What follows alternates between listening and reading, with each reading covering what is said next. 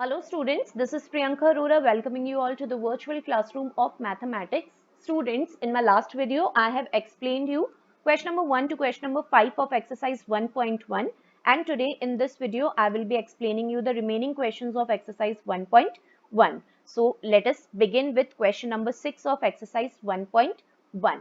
So question number 6 of exercise 1.1 is find the sum of 1 upon 2, the multiplicative identity of rational number and additive inverse of minus 2 upon 3.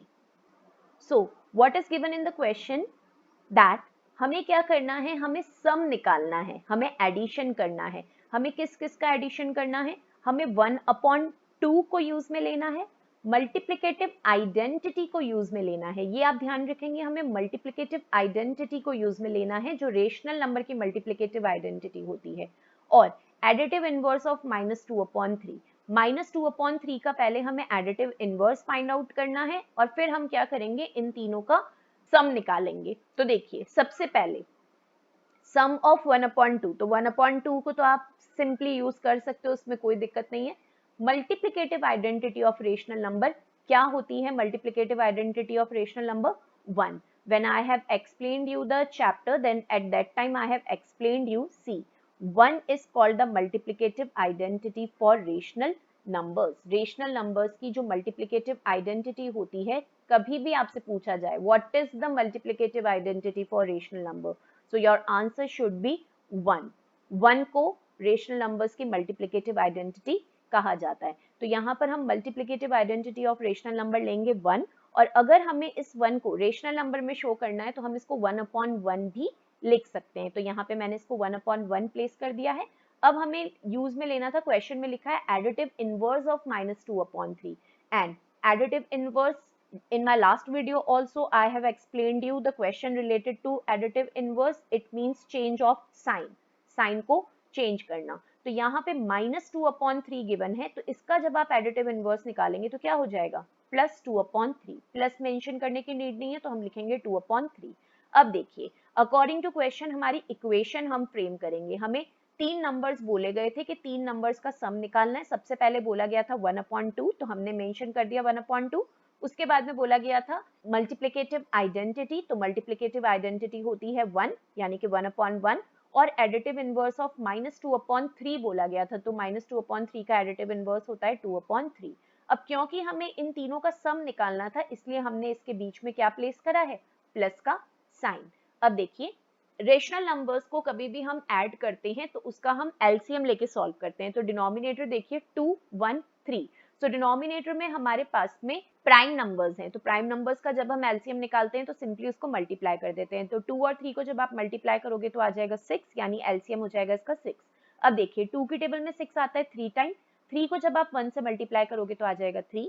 Then 1 की table में 6 आता है 6 times, 6 को जब आप 1 से multiply करोगे तो आ जाएगा 6. देन 3 की टेबल में 6 आता है 2 टाइम्स, 2 को जब आप 2 से मल्टीप्लाई करोगे तो आ जाएगा 4. ओके, नाउ अब सिंपली इसको ऐड करिए. तो 6 plus 4 is 10, 10 plus 3 is 13. So 13 upon 6 will be the answer of question number 6. Okay students, so please remember the thing which you have to remember in this question is multiplicative identity for rational number. So multiplicative identity will be 1, और जो additive inverse होगा minus 2 upon 3 का, वो change of sign होके हो जाएगा plus 2 upon 3. So now I am on question number 7. What is there in question number 7? Just see, write the rational numbers which are their own multiplicative inverse. ऐसे rational numbers बताइए जो अपने खुद के multiplicative inverse होते हैं. तो ऐसे दो रेशनल नंबर्स होते हैं जो अपने खुद के मल्टीप्लिकेटिव इनवर्स होते हैं, वो होते हैं 1 एंड माइनस 1. कैसे, देखिए 1 जो नंबर है इसको अगर आप मल्टीप्लिकेटिव इनवर्स करोगे, यानी जब इसका रेसिप्रोकल करोगे, तो अभी ये सिंपल 1 है, ठीक है. इसको आप रेशनल नंबर्स में अगर कन्वर्ट करोगे तो आप क्या करोगे, 1 अपॉन 1 कर दोगे इसको रेशनल नंबर के अंदर कन्वर्ट करने के लिए. और जब आप इसका रेसिप्रोकल करोगे तो 1 अपॉन 1 का रेसिप्रोकल क्या होगा, न्यूमरेटर डिनोमिनेटर में और डिनोमिनेटर न्यूमरेटर में. तो इसका जब आप रेसिप्रोकल करोगे तभी भी आपको क्या मिलेगा, 1 अपॉन 1 ही मिलेगा आपको, ठीक है. इसी तरीके से जो नेक्स्ट रेशनल नंबर है वो है -1, ठीक है. इसको भी अगर मैं रेशनल नंबर में कन्वर्ट करती हूँ तो इसके डिनोमिनेटर में मैं प्लेस कर सकती हूँ नंबर 1, और जब मैं इसका रेसिप्रोकल करूंगी तो रेसिप्रोकल भी मुझे वापस क्या मिलेगा, -1 अपॉन 1 ही मिलेगा इसका रेसिप्रोकल। जैसा कि मैंने आपको प्रीवियस वीडियो में बताया था कि जो माइनस का साइन है वो न्यूमरेटर में ही रहता है, डिनोमिनेटर में नहीं जाता है। तो ये दो ऐसे नंबर्स हैं जिसका आप अगर रेसिप्रोकल भी करोगे तो भी आपको वापस सेम नंबर ही मिलेगा। ओके, तो ये अपने खुद के मल्टीप्लिकेटिव इनवर्स होते हैं। तो यहाँ पर हमने लिख दिया 1 and -1 are two rational numbers which are their own multiplicative inverse, जो ये अपने खुद के ही मल्टीप्लिकेटिव इनवर्स होते हैं। आप इसका मल्टीप्लिकेटिव इनवर्स करोगे तो आपको वापस सेम वैल्यू ही फाइंड आउट होगी। Okay, now question number 8, write the rational number which is equal to its additive inverse. ऐसा रेशनल नंबर बताइए अगर हम बाद में उसका एडिटिव इनवर्स करते हैं तो भी हमें सेम वैल्यू मिलती है। Additive inverse students, I told you, change of sign. So ऐसा एक ही रेशनल नंबर होता है कि अगर हम उसका एडिटिव इनवर्स करें तो भी हमें वापस सेम नंबर मिलेगा, तो वो होता है 0। क्योंकि ये भी मैंने आपको लास्ट वीडियो में बताया था कि 0 के साथ में कोई साइन नहीं लगता है, ना पॉजिटिव ना नेगेटिव। तो अगर आप इसका एडिटिव इनवर्स भी करोगे तो आपको वापस 0 ही फाइंड आउट होगा। इसके अलावा कोई भी आप नंबर ले लीजिए, उसका एडिटिव इनवर्स जब आप निकालोगे तो आपको डिफरेंट नंबर मिलेगा। जैसे मैं एग्जांपल देती हूँ, यहाँ पे मैंने लिया 35, तो 35 का अगर मेरे को एडिटिव इनवर्स निकालना है तो मेरे पास में क्या आएगा इसका आंसर, -35, चेंज ऑफ साइन हो जाएगा। अगर मेरे पास में यहाँ पे माइनस का 150 है और इसका मुझे एडिटिव इनवर्स निकालना है तो मेरे पास क्या आ जाएगा, प्लस का 150। तो ऐसा एक ही रेशनल नंबर होता है जिसका अगर आप एडिटिव इनवर्स करें तो वापस सेम नंबर आता है, इक्वल नंबर आता है, और वो होता है नंबर 0। सो यहाँ पर आंसर हो जाएगा हमारा 0 is the rational number which is equal to its additive inverse. 0 ही एक ऐसा रेशनल नंबर है जो अपने एडिटिव इनवर्स के इक्वल होता है, बाकी सारे डिफरेंट होते हैं।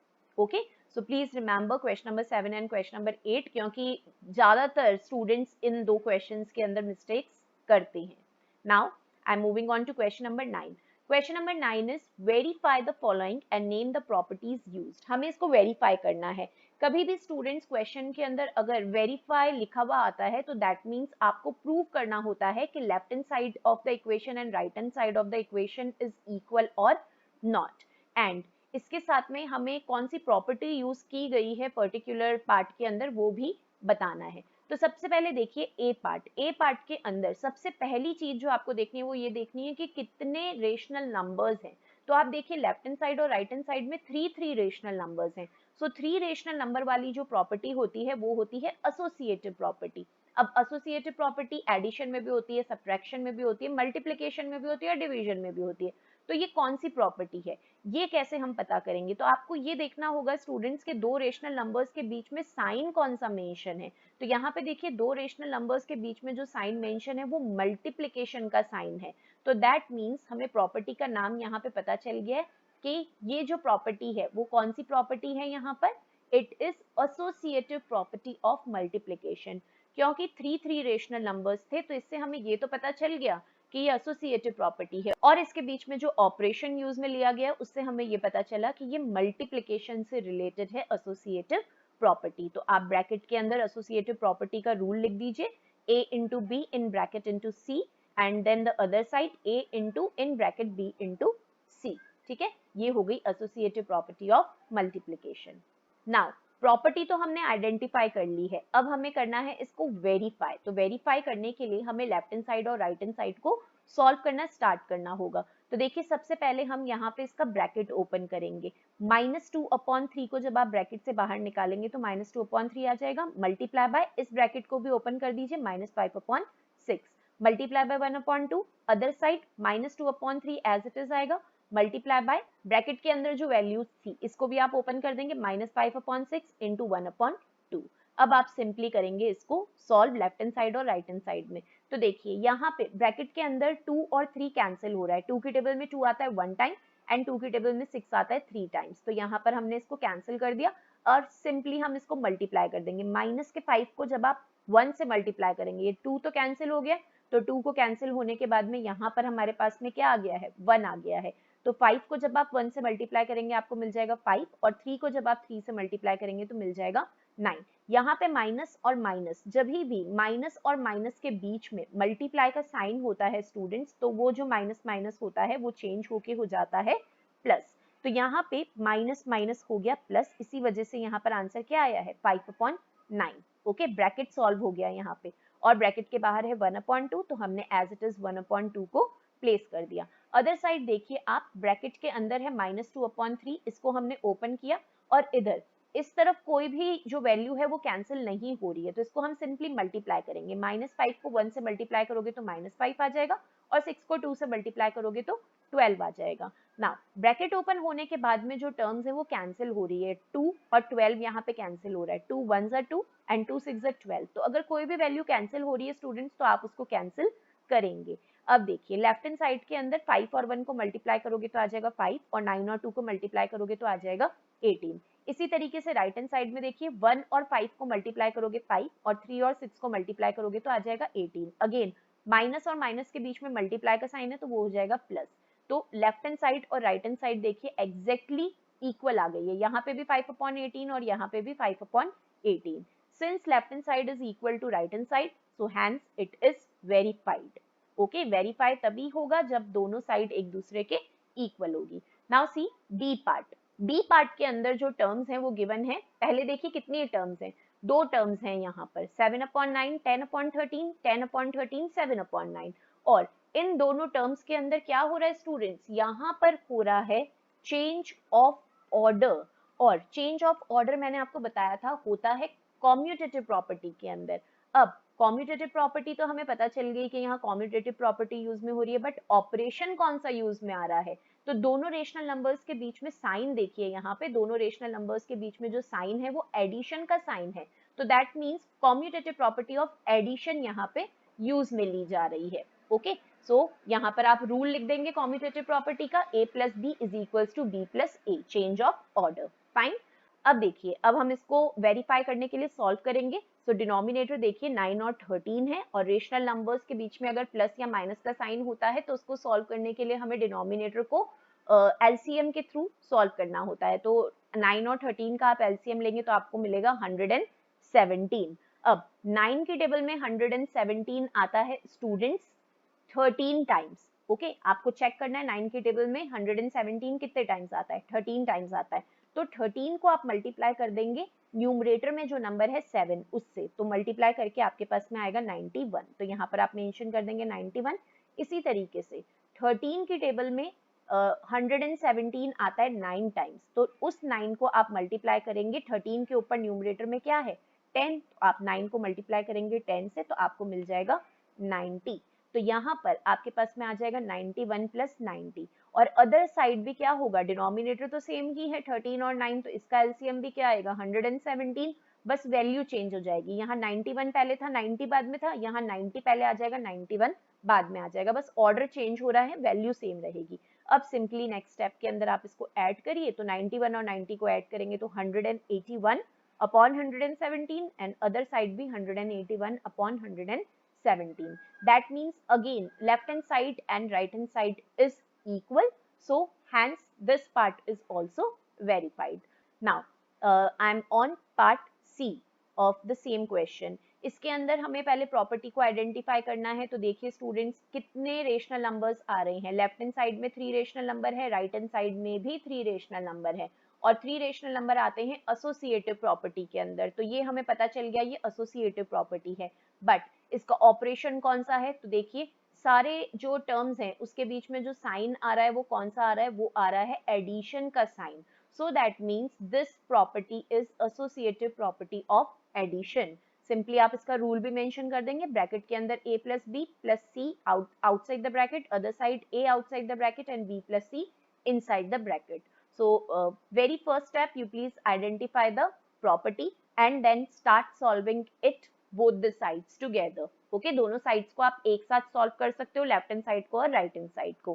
पहले हम इस bracket को solve करेंगे, तो यहाँ पे देखिए base के अंदर यानी denominator के अंदर 5 और 2 आ रहा है, इसका आप LCM लेंगे तो 10 आ जाएगा क्योंकि ये दोनों ही prime numbers हैं।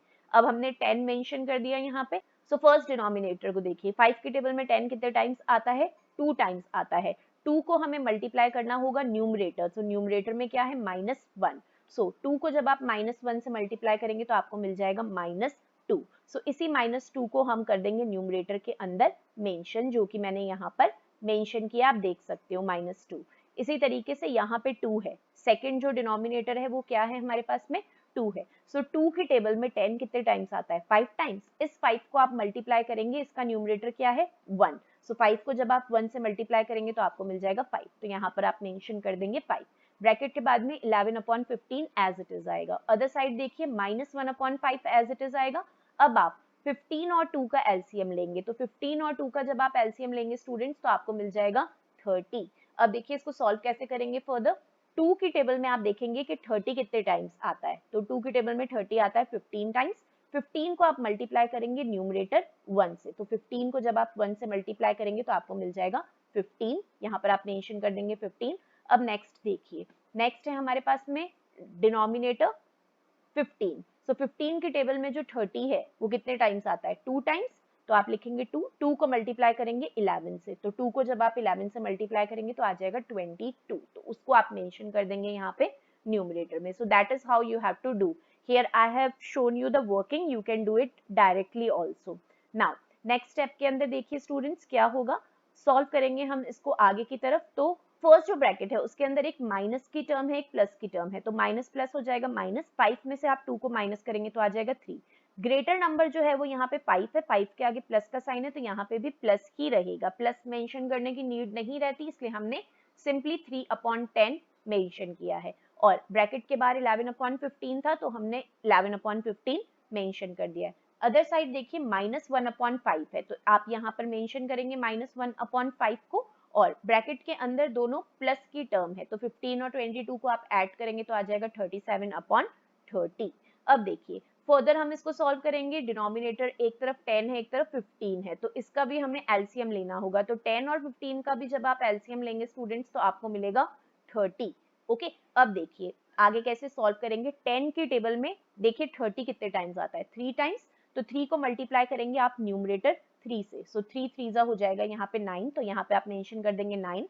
एंड देन देखिए 15 की टेबल देखनी है आपको, तो 15 की टेबल में 30 कितने टाइम्स आता है? 2 टाइम्स।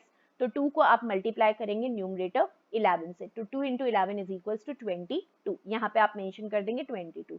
ये हो गया लेफ्ट हैंड साइड। अब राइट हैंड साइड की नेक्स्ट स्टेप देखिए 5 और 30। तो 5 और 30 में से जो 30 है वो 5 से डिविजिबल है, तो ग्रेटर जो नंबर होगा वही इसका एलसीएम होगा, तो यहाँ पे 30 ही इसका एलसीएम होगा।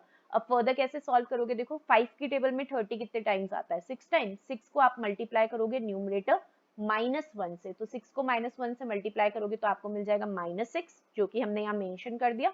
नेक्स्ट देखिए 30 की टेबल में 30 कितने टाइम्स आता है? 1 टाइम। तो 1 को आप मल्टीप्लाई करोगे न्यूमरेटर 37 से, सो 1 को 37 से मल्टीप्लाई करके आपको मिलेगा 37। बीच में प्लस का साइन है तो यहाँ पे भी हमने प्लस का साइन मेंशन किया। अब देखिए लेफ्ट हैंड साइड में 22 और 9 हमने कैलकुलेट कर लिया था। 22 और 9 को प्लस करोगे तो मिल जाएगा 31 और डिनोमिनेटर 30 ही रहेगा। और राइट हैंड साइड में देखिए एक माइनस का साइन है, एक प्लस का साइन, तो माइनस प्लस माइनस 37 में से जब आप 6 को माइनस करेंगे तो मिल जाएगा 31। ग्रेटर है 37, उसके आगे प्लस का साइन है तो प्लस का ही रहेगा। अब देखिए लेफ्ट हैंड साइड में भी 31/30 आ गया और राइट हैंड साइड में भी 31/30 आ गया। दैट मीन्स जो हमारा पार्ट है वो वेरीफाई हो चुका है। LHS is equals to RHS. Okay students? Now we are on the last part of this question. It is D part. इसके अंदर भी देखिए स्टूडेंट्स के कितने रेशनल नंबर्स आ रहे हैं लेफ्ट हैंड साइड और राइट हैंड साइड में। तो लेफ्ट हैंड साइड के अंदर 2 रेशनल नंबर है और राइट हैंड साइड के अंदर भी 2 रेशनल नंबर है। और ये जो दोनों रेशनल नंबर्स हैं देखिए यहाँ पे 16/19 एंड -3/4 है, और इधर -3/4 और 16/19 है, यानी कि सेम रेशनल नंबर्स हैं, बस क्या हो गया है, इसका ऑर्डर चेंज हो गया है। ओके, और ऑर्डर चेंज होने वाली कौन सी प्रॉपर्टी होती है कॉम्यूटेटिव प्रॉपर्टी। फाइन, ओके, हमें प्रॉपर्टी पता चल गई है, अब इसका ऑपरेशन पता चलना चाहिए कि कौन से ऑपरेशन को बिलोंग कर रही है कॉम्यूटेटिव प्रॉपर्टी। तो देखिए इसके बीच में जो साइन है वो कौन सा है? मल्टीप्लिकेशन का साइन है। सो that means this is commutative property of multiplication. So A into B is equals to B into A is the rule of commutative property of multiplication। तो आप यहाँ पर मेंशन कर देंगे rule plus name of the property, क्योंकि question में बोला गया है कि प्रॉपर्टी भी आपको आइडेंटिफाई करनी है, इसलिए आप नेम कंपल्सरीली मेंशन करेंगे। उसके बाद में देखिए सेटिस्फाई तो होगी ही होगी, क्योंकि हमने प्रॉपर्टीज रीड करी है और आपको पता है कि जो कॉम्यूटेटिव प्रॉपर्टी होती है वो मल्टीप्लिकेशन के केस में वर्क करती है, तो इसमें लेफ्ट हैंड साइड और राइट हैंड साइड सेम आएगी ही आएगी। ओके, और ऊपर भी जो हमने 3 पार्ट्स करे थे उसमें जितनी भी प्रॉपर्टीज हमने डिस्कस करी थी वो सेटिस्फाई हुई थी, क्योंकि प्रॉपर्टीज के अंदर वो सेटिस्फाई होती थी ऑलरेडी। अब देखिए यहाँ पे जो लेफ्ट हैंड साइड के अंदर गिवन था 16/19 इंटू -3/4, अदर साइड -3/4 इंटू 16/19। तो पहले हमने टर्म्स मेंशन कर दी। अब क्योंकि इसके बीच में मल्टीप्लाई का साइन है तो मल्टीप्लाई और डिवाइड के साइन में हमें एलसीएम नहीं लेना होता है, डायरेक्टली कैंसलिंग करनी होती है। तो देखिए यहाँ पर हम कोई वैल्यू अगर कैंसिल हो रही है तो कैंसिल करेंगे। तो देखिए जैसे यहाँ पे 4 और 16 कैंसिल हो रहा है तो मैंने कैंसिल कर दिया, 4 1 जा 4 एंड 4 4 जा 16। अदर साइड भी देखिए 4 और 16 कैंसिल हो रहा है, 4 1 जा 4 एंड 4 4 जा 16। अब सिंपली आप इसको मल्टीप्लाई करिए तो देखिए 4 इंटू 3 हो जाएगा, यहाँ पे 4 3 जा 12, माइनस का साइन आएगा क्योंकि ये प्लस है ये माइनस है, प्लस माइनस माइनस, और डिनोमिनेटर में 19 into 1 is equal to 19। Other side देखिए -3 और 4 रिमेनिंग था न्यूमरेटर में, सो -3 को 4 से मल्टीप्लाई करेंगे तो आ जाएगा -12 and 19 into 1 is equal to 19। तो यहाँ पे भी देखिए लेफ्ट हैंड साइड और राइट हैंड साइड आ गई है हमारे पास में exactly same, so that means this part is also verified. Fine. So with this we have done question number 9. Now we are on question number 10.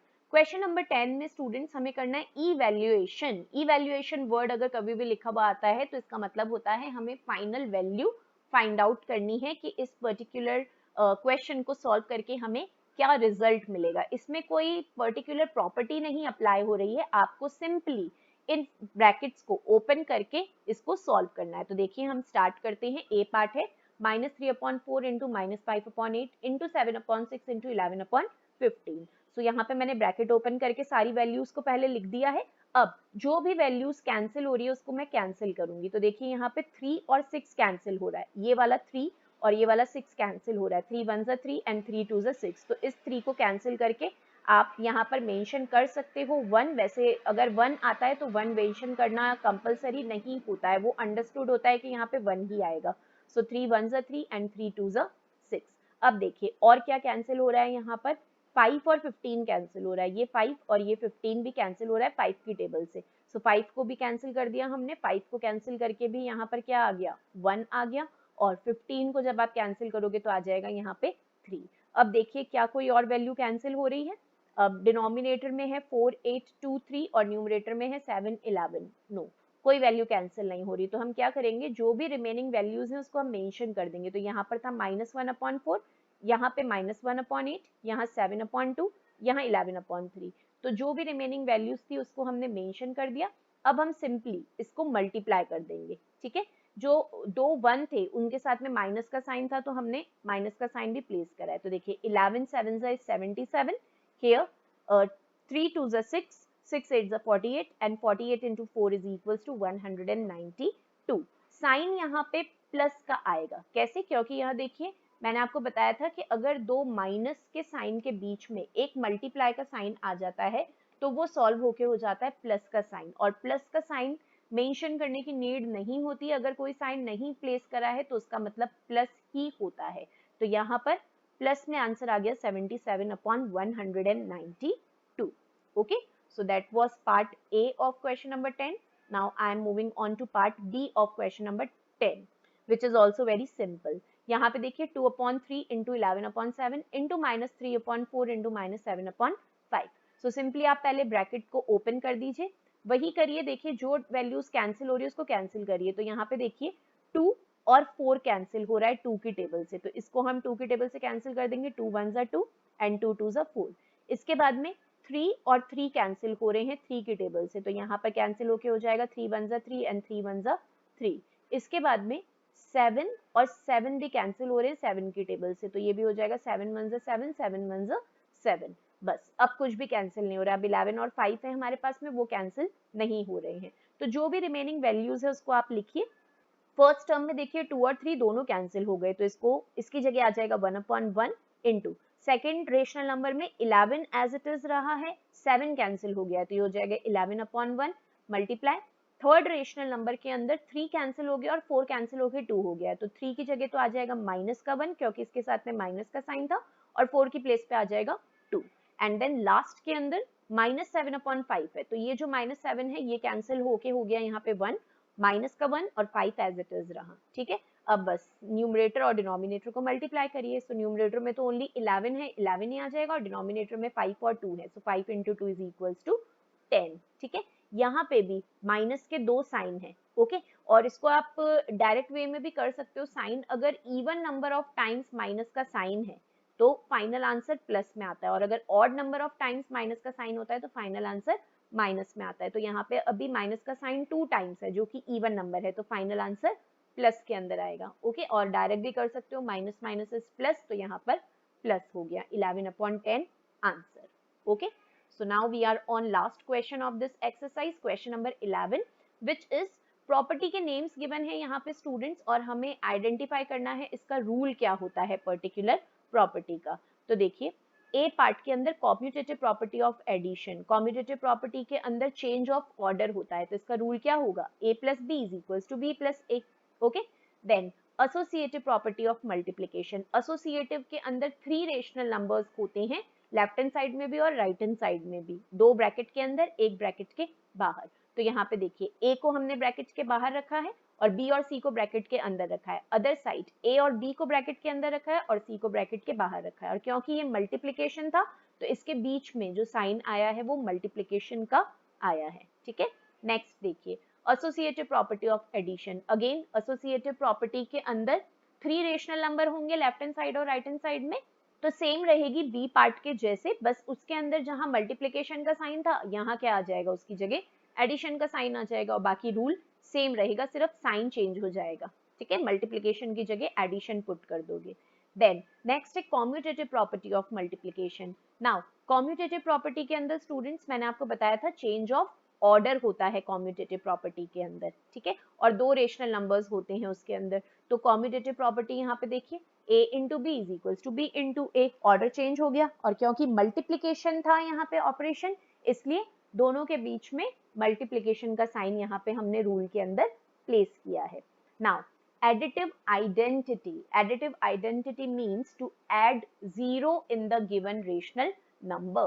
so यहाँ पर rule हो जाएगा इसका, जो भी नंबर है उसमें 0 को ऐड करना, तो a प्लस 0 या फिर 0 प्लस a, आंसर क्या आएगा उसका, a ही आएगा उस केस के अंदर answer. Then next property is multiplicative identity, and multiplicative identity means to multiply it by 1। I told you 1 is called the multiplicative identity for rational number and 0 is called the additive identity for rational number। तो additive identity हमेशा याद रखिए to add 0 and multiplicative identity याद रखिए to multiply the number by 1। so यहाँ पर a को आप 1 से मल्टीप्लाई करें या 1 को a से मल्टीप्लाई करें, आपको रिजल्ट वापस a ही find out होगा। so this is the rule for multiplicative identity।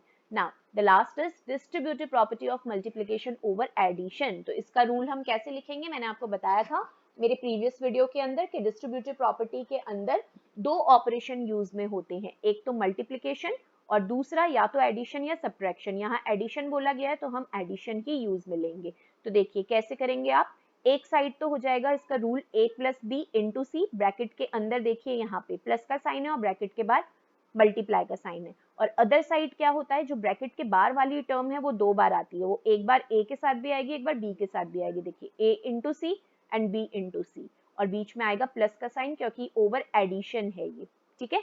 तो ब्रैकेट के बाहर वाली जो टर्म है वो अंदर दोनों टर्म से मल्टीप्लाई होती है, a से b और b से c। तो जब a से मल्टीप्लाई होगी तो हो जाएगा a इंटू सी, और जब b से मल्टीप्लाई होगी तो हो जाएगा b into c। so that is how we have to do match the following by knowing the rules of all the properties। okay students, so here I have explained you all the remaining questions of exercise 1.1।